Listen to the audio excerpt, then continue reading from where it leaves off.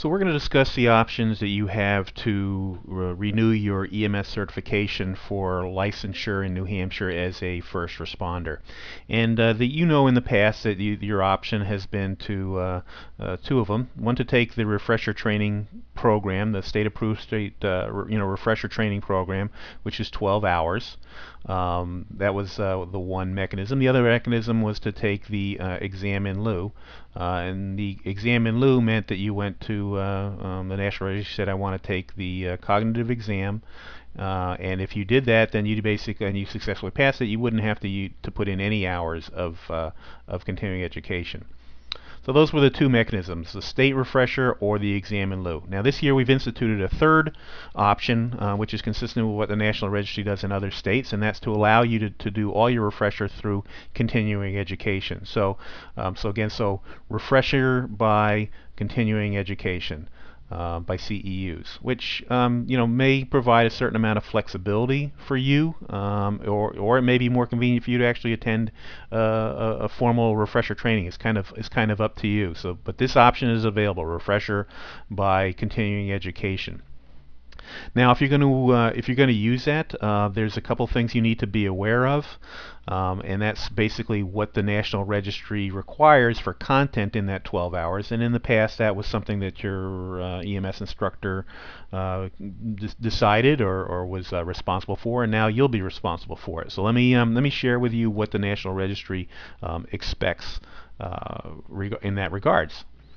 So the content that the National Registry wants you to do in your two-year refresher cycle is they want preparatory, so kind of operations, hazmat, anatomy and physiology, a variety of different things, which they call preparatory. So 1 hour of that.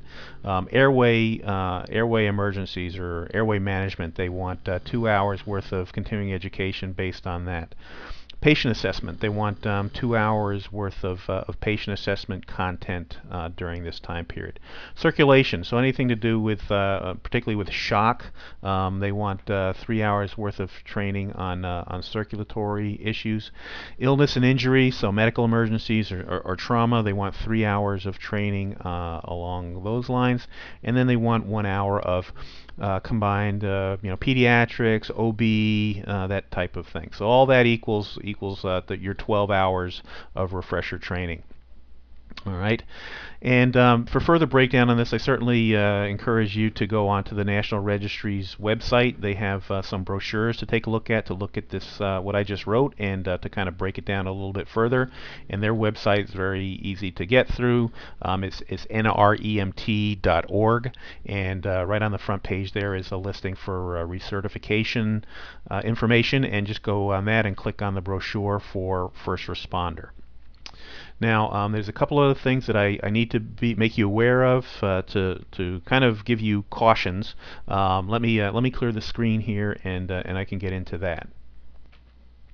So the first caution I want to give you is that to remind you that that we're going to be upgrading the different levels. We're going to be going from first responder to the new national standard, which is emergency medical responder, so EMR.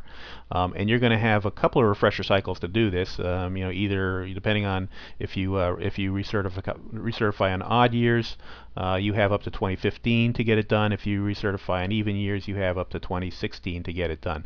But during one of your refresher cycles, one of these two refresher cycles, you're going to have to take a refresher training program that includes and has been approved to use the transition materials or the conversion materials to give you the content to upgrade from the what we currently have as the first responder level to the national level of EMR. So you have to do this through refresher. You can't do this through continuing education. So be aware of that. That even if you want to employ the CEU mechanism, sometime in the next 2 cycles, you're going to have to do the state-approved refresher program to transition you to the EMR level. The second thing to be aware of is basically is validation of the continuing education validation. So in the past, we've had the ability to kind of oversee the instructor coordinators who are applying for refresher training program to make sure that they cover the material and they cover it appropriately. With allowing folks to do it through continuing education, we lose some of that level of control, but we're still responsible for making sure that that good content is out there. So how are we going to do that? Well, we're going to do it through audits. All right, so there's going to be random audits of any provider who submits recertification to the National Registry through all continuing education will be subject to audit. And this is not a punishment. This is not meant to be intimidating. We just have to hold ourselves as a profession to a particular standard. So what are the things that we're going to be looking at? Well, there's a couple of different levels.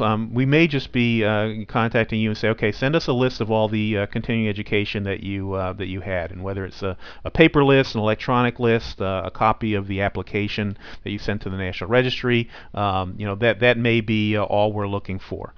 We may be looking for for certificates.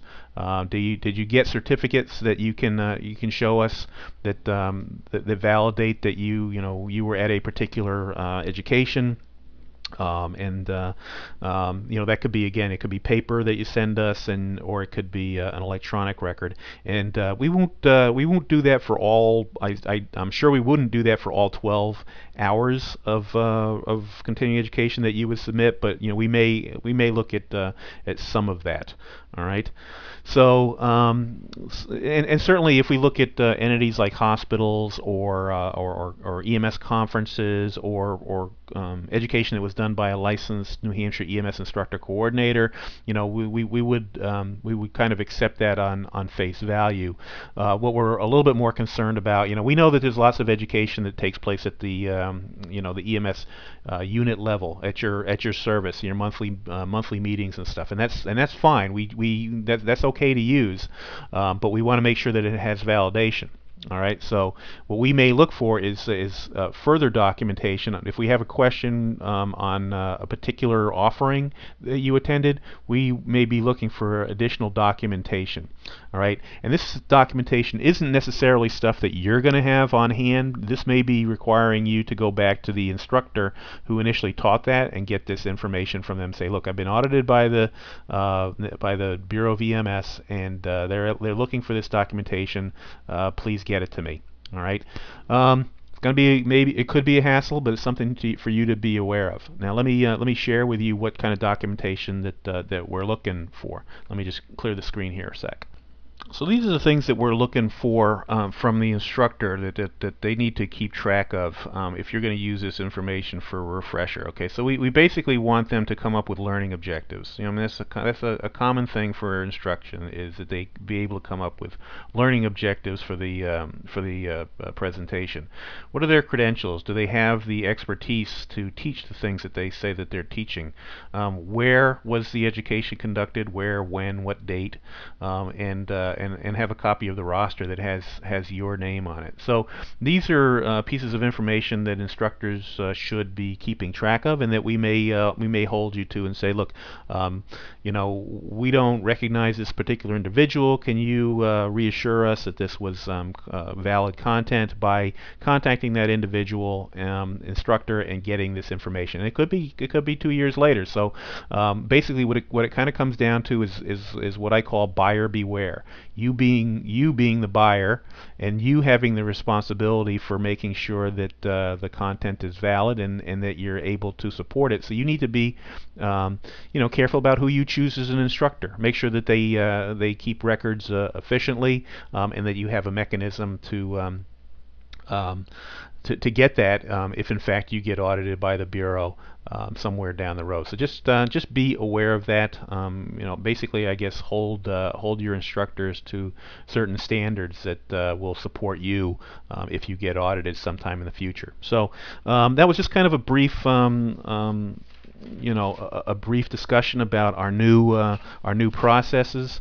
If you have questions still, I encourage you to take another look at this video, kind of go through it again. And if you still have questions, by all means, give us a call at the New Hampshire Bureau of EMS and ask to talk to an educational specialist. And again, I hope this was a helpful video for you. So take care.